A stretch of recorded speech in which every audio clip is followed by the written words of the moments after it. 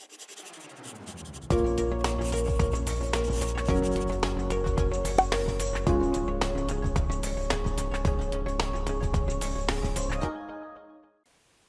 everybody, welcome to our English class. I'm teacher Michelle. Olá pessoal, sejam bem-vindos a mais uma aula de inglês. Eu sou a professora Michelle. Hoje nós vamos continuar na nossa sequência de revisões. Então vamos continuar com Grammar Review, é uma revisão gramatical. O nosso foco hoje são Verb Tenses, tempos verbais. Verbos, pessoal, assim como substantivos, adjetivos e advérbios são classes essenciais da gramática de qualquer idioma. No caso da língua inglesa, os verbos são aquelas palavras essenciais que representam ação e que sempre aparecem em textos que você pode analisar nas suas aulas, nas suas provas, nos seus seletivos. Bom, nosso roteiro hoje, então, nós vamos primeiro fazer uma visão geral, revisar de maneira mais abrangente o que são os tempos verbais, ou como os tempos verbais se organizam na língua inglesa. Vamos falar especificamente das formas verbais que o inglês possui, simples, contínuo e o perfeito. Vamos especificamente falar sobre as perguntas e as negações, como fazer frases interrogativas e negativas. E, por fim, eu faço com vocês exercício de gramática, para a gente aplicar esses conhecimentos que nós vamos discutir hoje. Revisando, né? What is a verb? O que é um verbo? Considerando como classe gramatical. Verbs are words that express an action or a state of being. Verbos são palavras que expressam uma ação ou um estado. Em português nós aprendemos, verbos são palavras que representam ação, estado ou fenômeno da natureza. Em inglês, mesma coisa, considerando a morfologia dessa palavra. Os verbos são partes essenciais para você completar uma sentença. E uma sentença nada mais é do que um grupo de palavras. Para você ter essa classificação de sentença, nós temos que ter um substantivo ou um sujeito, que pode ser um substantivo ou um pronome, e nós vamos ter um verbo, que é justamente a ação que esse sujeito realiza. Tá? Então, é aquela ideia de sujeito e predicado que nós possuímos dentro da língua portuguesa. The word tense, essa palavra muito usada na língua inglesa, tense, que nós usamos como tempo, ela deriva da palavra tempus, que vem do latim. Como o latim e o português tem a origem no latim, nós sabemos que tempus se refere a tempo, ou seja, time em inglês. Resumindo tudo isso, o tempo verbal nada mais é do que a indicação de quando a ação acontece, aconteceu ou acontecerá. Sempre fazendo essa demonstração da noção temporal, tá? Quando nós pensamos em inglês, a estrutura temporal, a referência de tempo que nós temos, ela se subdivide nessas três possibilidades: passado, presente ou futuro. Tá? Essas três possibilidades, ou essas três referências temporais, elas são utilizadas de diferentes formas ou de diferentes aspectos. Na língua inglesa, nós temos 4 aspectos: simples, contínuo, perfeito e perfeito contínuo. Professor, o que é o aspecto? O aspecto nada mais é, pessoal, do que aquela parte do tempo verbal que representa o status da ação. Então, por exemplo, se eu uso um tempo verbal simples, quer dizer que eu estou falando de uma ação única, que é uma ação que representa, por exemplo, uma rotina do sujeito, uma coisa que esse sujeito pratica com frequência. Se eu uso o aspecto contínuo, o status da ação é que a ação está em progresso, que ela está em andamento. Se eu uso o tempo perfeito, é porque é uma ação que começou no passado e até o momento atual ela se faz presente. Então, tem uma referência que perpassa por diferentes tempos. Ela começa no passado, impacta o presente e você pode ter uma expectativa dela continuar no futuro. Por exemplo, se eu chego para você e eu digo, eu moro em São Luís desde 2016. I have lived in São Luís since 2016. Nesse caso, eu estou falando de uma ação que começou lá atrás, em 2016, mas até hoje ela é uma realidade. Tá? Então, é nesse sentido que nós usamos os tempos perfeitos. E o perfeito contínuo nada mais é do que uma combinação dessas duas coisas. É uma ação que começou no passado e que tem impacto no presente, mas é uma ação que você tem como ênfase, como maior importância, a duração e o progresso dela, que ela está em andamento. Tá? Então, nós temos presente, passado, presente e o futuro, representado na língua inglesa de 4 formas. Passado simples, passado contínuo, passado perfeito contínuo.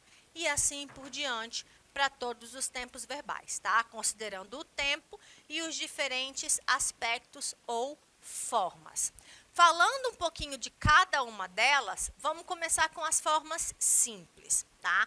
Primeiro, nós vamos focar na parte afirmativa, porque no inglês, a conjugação dos verbos acontece nas formas simples, tá? Na forma afirmativa. É na forma afirmativa que eu faço essas alterações. Então, por exemplo, no presente simples, qual é a regrinha para conjugar verbo?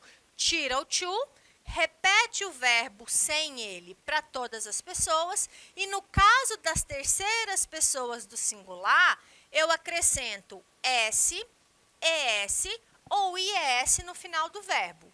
Já no caso do passado, eu observo a diferença entre verbos regulares e verbos irregulares. Verbos regulares são verbos que você acrescenta ED, D ou IED.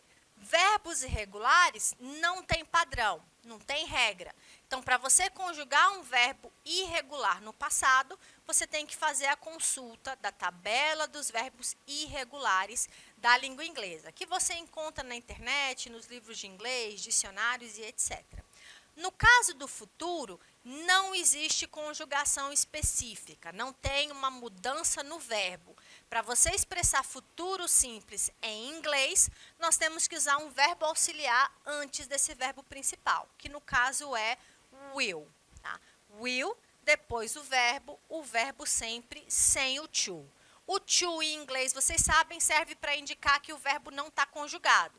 Então, a primeira coisa que você tem que fazer para conjugar um verbo em inglês é pegar o to e descartar ele. Tá? Olha os exemplos. I play soccer. Eu jogo futebol. He plays handball. Ele joga handball. Olha a diferença do verbo. Ó. Primeira pessoa, só repete o verbo. Terceira pessoa, o verbo recebe um S.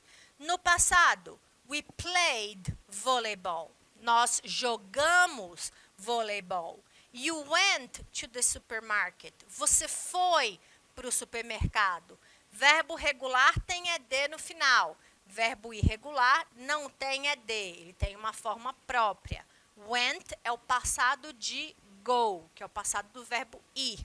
E no caso do futuro, o verbo não muda. Eu indico o futuro pela presença do verbo auxiliar. They will play. Eles jogarão basquetebol. Tá? Então, é uma ideia de uma ação que ainda vai acontecer. Quando nós falamos das formas contínuas, aí nós vamos ter uma combinação de 2 verbos. Toda vez que você vê presente contínuo, passado contínuo, futuro contínuo, tem 2 verbos, tá? Um verbo no presente, no passado ou no futuro, dependendo de qual a forma, e um verbo no gerúndio em português, que em inglês é formado pelo ing. Tá? Então, eu tenho aqui no presente contínuo verbo to be conjugado no presente, am, are ou is, que é o verbo estar, mais o verbo principal com o ing. Passado contínuo, verbo to be conjugado no passado, was ou were, mais verbo principal com o ing. Sempre que falar contínuo em inglês, tem ing. Tá? No caso do futuro, eu vou ter will be, que é o verbo estar no futuro, mais o verbo principal com o ing. Então, toda vez que falar presente, passado ou futuro contínuo, eu tenho essas 2 coisas. O verbo to be, mais o verbo principal com o ing. Olha os exemplos de novo. I'm working now. Eu estou trabalhando agora. He is washing his motorcycle. Ele está lavando a sua motocicleta ou a sua moto. Verbo to be, verbo principal com ing. No passado, we were dancing. Nós estávamos dançando. I was watching a movie. Eu estava assistindo um filme. E no futuro, they will be singing. Eles estarão cantando. Então, são exemplos de frases com os tempos contínuos. Verbo to be, verbo principal com o ing. Tá? E agora, falando das formas perfeitas, o que eu tenho no tempo perfeito? 2 verbos de novo. Só que agora os meus verbos vão ser o verbo ter em inglês, que é o verbo auxiliar dos tempos perfeitos, mais o verbo principal no particípio passado. Nos contínuos, é presente particípio ou, como nós chamamos em português, o gerúndio, que é o ing. No caso dos tempos perfeitos, aí eu tenho particípio. Como que é o particípio em inglês? 2 formas de novo. Se é regular, tem ed. Se é irregular, tem que olhar a tabelinha dos verbos irregulares. São as mesmas regras do passado simples. Tá? Então, presente perfeito, has ou have, que é o verbo ter no presente, mais o verbo principal no particípio. Quando que eu uso has? Sempre para as terceiras pessoas do singular. Ele, ela, ou ele ou ela. He, she, it. O verbo principal fica igual para todas as pessoas, sempre conjugado no particípio. No passado perfeito, eu tenho had, mais o verbo principal no particípio, e no futuro perfeito eu tenho will have, que é o verbo ter no futuro, tá? Mais o verbo principal no particípio. Exemplo de novo para mostrar para vocês a aplicação. I have lost my keys. Eu perdi minhas chaves. He has worked here since 2015. Ele trabalha aqui desde 2015. Ações que começaram no passado ou ações que aconteceram em um passado que eu não sei especificamente quando. Elas impactam o tempo atual. Eu perdi a chave, quer dizer, em algum momento do passado eu perdi a chave e até agora eu estou sem elas. Tá? Então, é uma ação que aconteceu no passado que tem um impacto no momento atual. É isso que classifica os tempos perfeitos. She had finished her paper before I requested.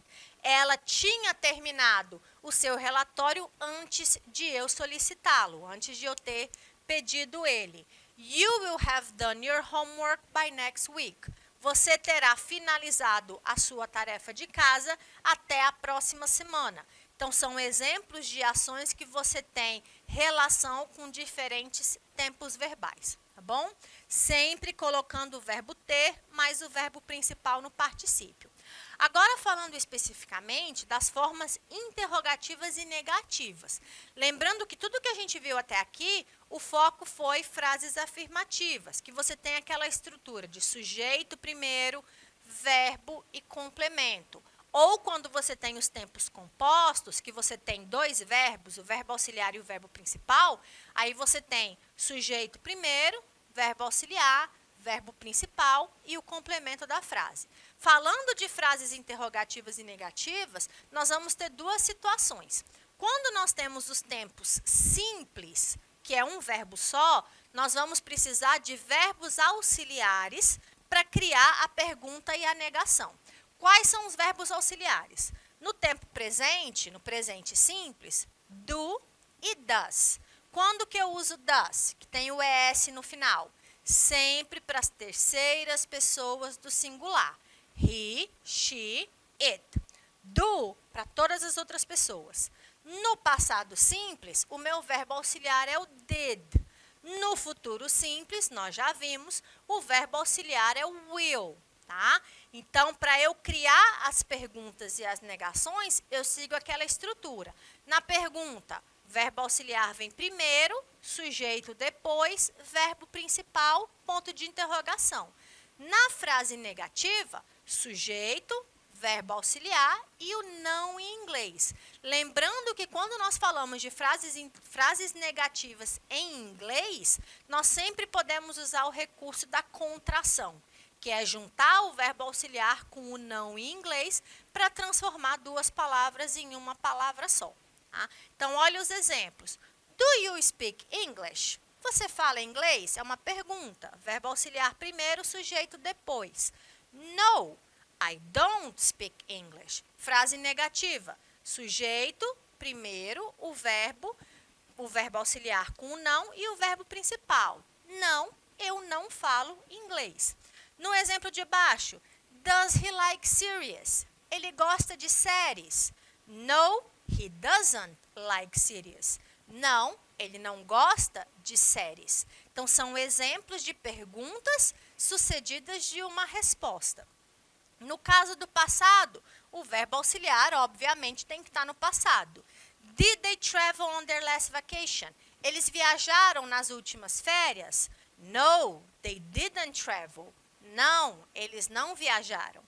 Did she go to the shopping yesterday? Ela foi ao shopping ontem? No, she didn't go. Não, ela não foi. Então, percebam que quando eu uso o verbo auxiliar, o meu verbo principal volta para a forma original dele, ele volta para a forma básica. Por que isso acontece? Porque o verbo auxiliar está sendo conjugado. Did sempre indica passado. Does é utilizado para indicar o presente na terceira pessoa. Então, o meu verbo principal volta para a forma original dele. No caso do futuro, will you work next Saturday? Você trabalhará no próximo sábado? No, I won't. Não, eu não trabalharei. Won't é a forma contraída de will mais o not, tá? No caso dos tempos contínuos e perfeitos, que são formas perfeitas, ou seja, ele é formado por dois verbos, uma combinação de dois verbos juntos, uma locução verbal, nesse caso, eu já tenho o verbo auxiliar, então eu não preciso de outro verbo auxiliar para fazer a pergunta e a negação. Então, nos tempos contínuos, o meu verbo auxiliar é o verbo to be, e no meu tempo perfeito, o verbo auxiliar é o have.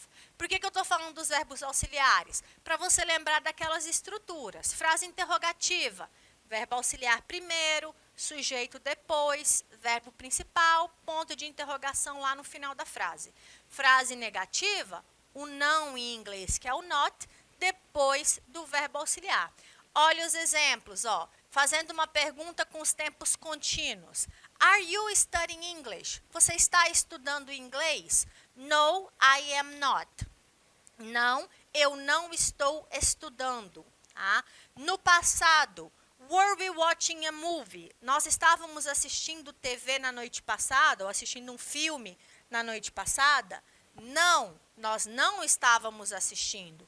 Olha que nessas frases, o meu recurso, o meu verbo auxiliar, é o próprio verbo to be, que já faz parte do tempo contínuo.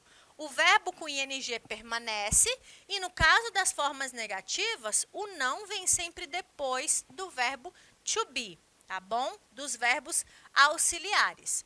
No caso da construção aqui do verbo to be, o não em inglês do futuro vem entre o will e o be, porque o não sempre vem junto com o verbo auxiliar para você poder fazer a contração. Como a contração do futuro o futuro é formado pelo will, eu faço a contração com o não em inglês. Nos tempos perfeitos, a mesma coisa. O verbo auxiliar é o have, portanto, é ele que vai vir para o começo da frase. Have you lived in São Luís for 3 years? Você morou em São Luís por 3 anos? Ou você mora em São Luís por 3 anos?